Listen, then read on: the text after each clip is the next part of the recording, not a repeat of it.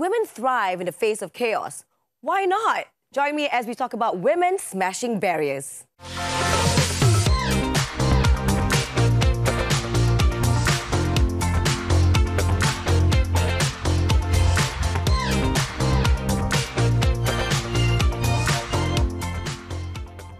Hello and welcome back to another episode of Women Talk. I am your host, Sazzy Falak, and today we are going to be discussing a very important topic, which is the remarkable role of women in managing crisis. And today, as my guests, I've got two incredible women who I'm very honoured to have on my show. First, we have First Admiral Zulinda Ramli, who's attached to Malaysian Maritime Enforcement Agency, the first woman to have ever been promoted to that rank. Betul? Yes, betul. Correct. Tapi dalam bahasa Melayu adalah Laksamana Pertama. Maritim. Maritim.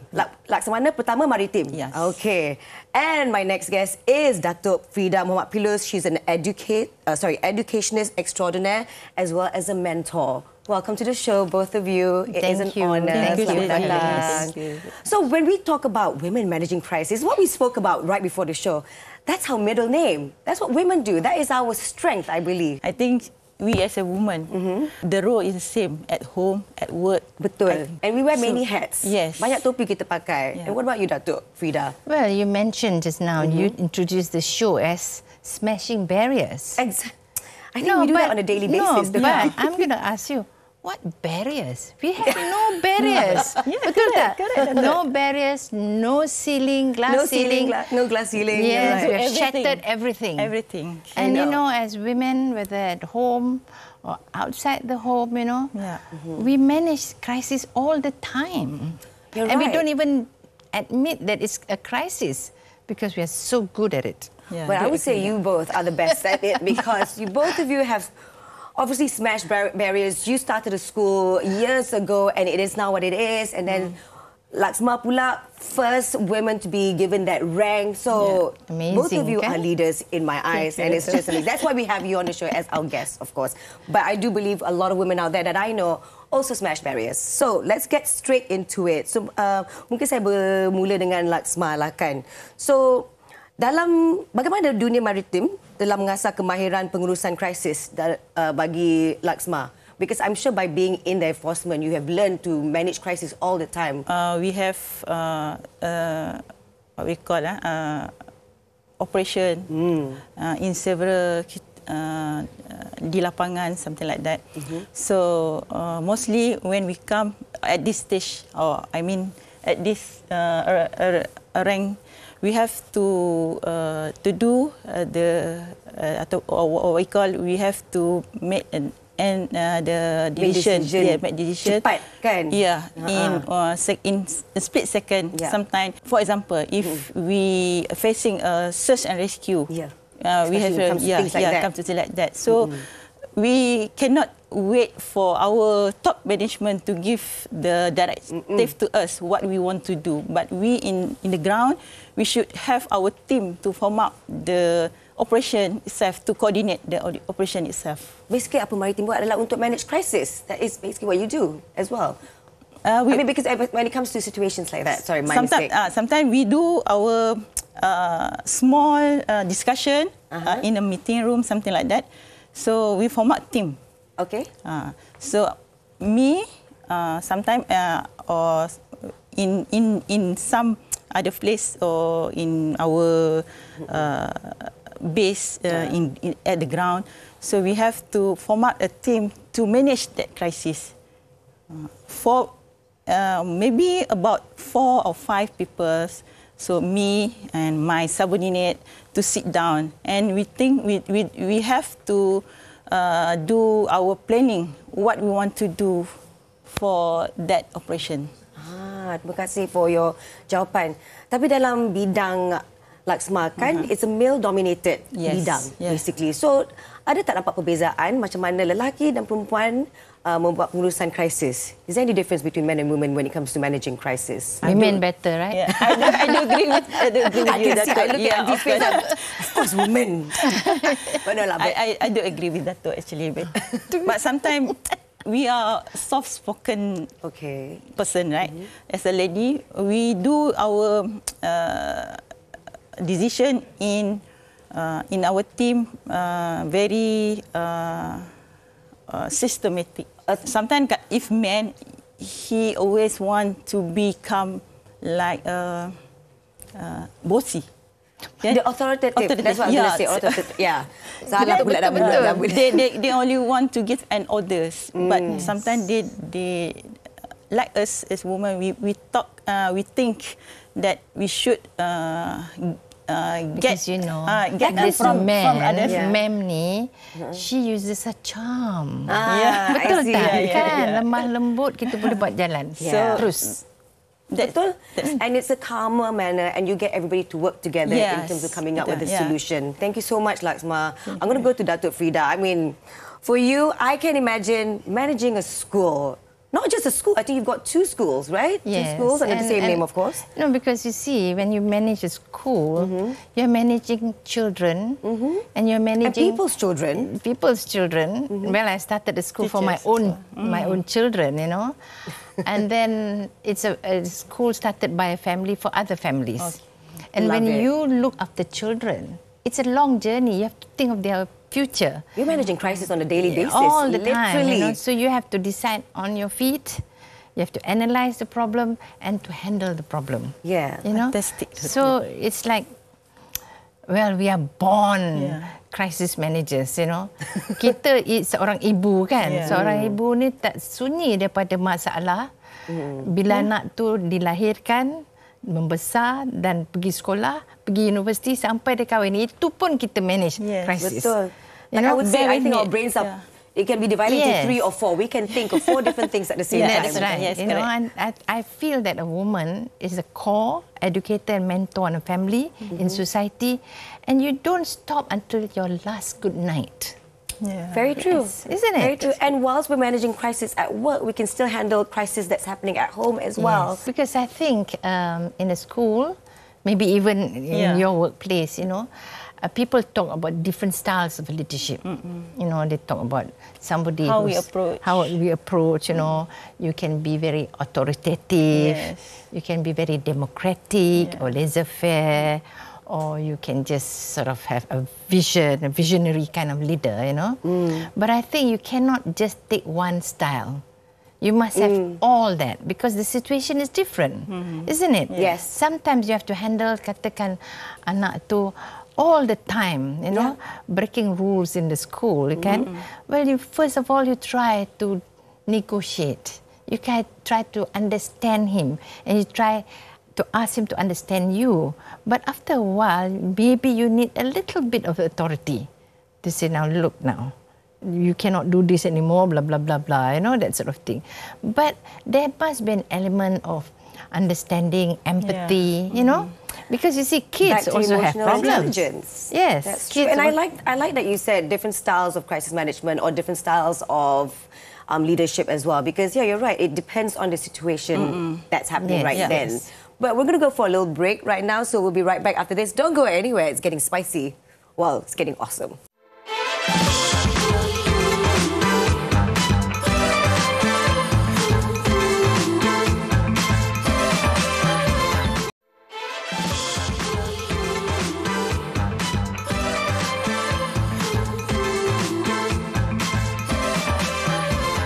Welcome back to the show. So the topic is women in managing crisis. So it's a really interesting topic, and I just want to go to Datuk Frida. Since you are, or Auntie Frida, as I like to affectionately call, since you are an educationist, you know, what do you think, or how do you think educational institutions can better prepare individuals or young kids to take on more leadership roles? Yes.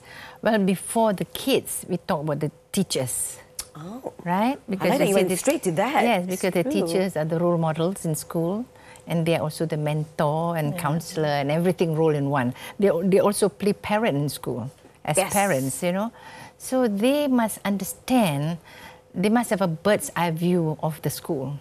Me, and all the staff, we have a shared vision and mission. That's very important. Otherwise, you don't know where you're going. You know? And then, of course, then you learn to collaborate. You learn to work together. I learn to listen to them, and they listen to me. And we talk about whatever that is good for the school, a vision for the school. Once it's decided, then a decision is made, and everybody stick to it. Yes. Okay? Everybody's aligned. Yes, everybody's aligned on the same page and so on. Because we have to bring up all these children in the Cempaka mold, okay? Now the kids, we need to also implant the idea that they can lead. Yes. And I think a lot of people who cannot lead, it's not that they cannot lead. One, maybe they did not have opportunity. Yes. Sometimes when they're given opportunity, they are scared. So they have They're not given the encouragement. They have or a crisis of steps. confidence. We I don't have understand. Betul tak? Yes, They don't we have a don't crisis. them a chance. Yes, we don't Yes. give them a chance, and we don't sort of mentor them. Yes. So when they have a crisis of confidence, they give up. Yeah. So then, like macam in school, you start with the kids. I tell you, the system that we have in school, we get the children to apply for a job as a prefect. We don't nominate them, we don't choose them, we don't select them. Interesting. They have to apply, you know. And then when they apply, there is, of course, criteria lah, you know. You must be good in your studies and you must be active in sports. You volunteer for a lot of things. You do community work. You must have a CV. So when you apply, you go for your interview, you must have your CV. And now, very important. It's like you're preparing them for work. Yes, It's now, exactly how it's supposed Sazzy, now it's how very gonna be, yeah. important. We check the internet punya behaviour. Oh, social media accounts. Social So it's media very account. important. It's how you very carry yourself. important. now, yes. This is very important that people must be mindful of how they behave online. This is even more important In this day and time, it is so yes, important. because people are Everything mindless. Yeah. Mindless. Senang je. Everything in Yes, hujung jari. and then their language is bad. They don't make sense and they are rude.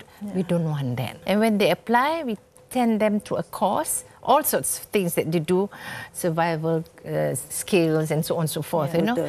And then when they finish that, not all of them make it, If they don't make it, they fail and we don't appoint them.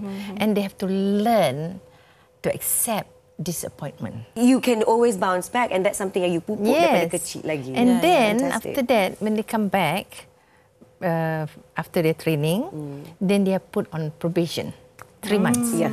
So we see how they handle themselves, handle their group, how they work together. Because I think part of leadership is also to inculcate teamwork. Yes. Betul tak? Yeah. Like especially Yes, you, for instance, Bagaimana Laksma rasa pendidikan dan latihan maritim boleh menyumbang kepada pembinaan kemahiran kepimpinan, like management crisis? Memang kalau kita tengok apa latihan yang kita buat, of course we form up our team, training team. Do you do that to your kids bila kat rumah? Tak ada mesti. No. Because we format the team. Because what we do di lapangan, we have to do in teamwork. Okay. Because we want to send interdiction team to boarding the boat. So we have must ada apa we call in the same kena ada kerjasama. Yeah, teamwork. Teamwork. Because kalau kita nak pergi ke laut tu, kalaulah one of them is not in the team, so might be they do another something like another way. Tak tercapai Tak kita tercapai, selamat. Something kalau kita nak buat tu mungkin our operation is running to fail operation. Tak okay, betul. okay. Yes. Kena ikut manual, kena ada teamwork. Kita ada sama-sama. manual teamwork and must be in correct channel lah. Betul.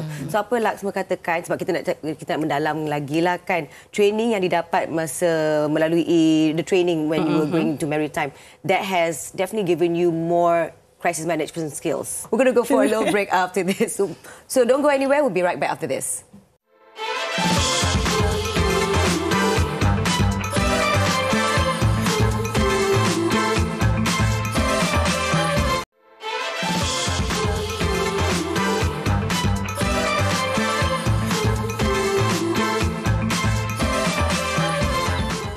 Back and we're still talking about women in managing crisis. So, saya nak pergi ke Puan dulu kan. So, bila kita tengok dalam bidang Puan, iaitu bidang uniform ataupun kerja uniform, when it comes to crisis management, dia beza sikit. daripada kalau dalam corporate world, dalam bidang-bidang yang lain. Di mana, of course, when you give orders, you're giving orders to bigger troop, bigger army or whatnot. So, boleh tak elaborate sikit? Macam mana beza dia? We have our own hierarchy. So, in service, like us, a uniform service, we have a middle management and top management and the lower askar lah. Askar kita. So, but then after we have some something that katakan satu crisis occur.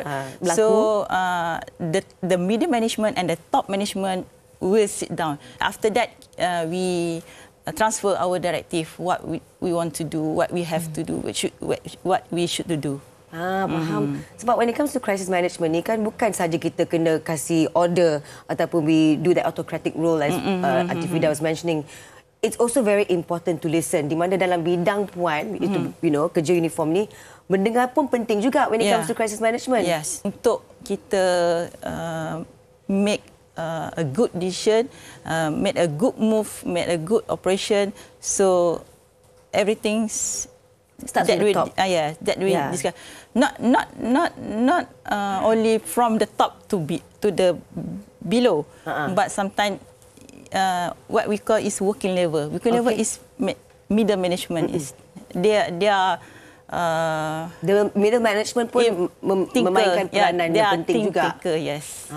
Critical thinking. Critical thinking. Wah, interesting ya sebab there's so many levels when it comes to like bidang puan ataupun maritime. Sometimes we should get their idea, but not so many in one time. Bagi saya ni adalah benda yang baru dan saya tak cukup mendalami. So bila mendengar ni macam it's educational for me.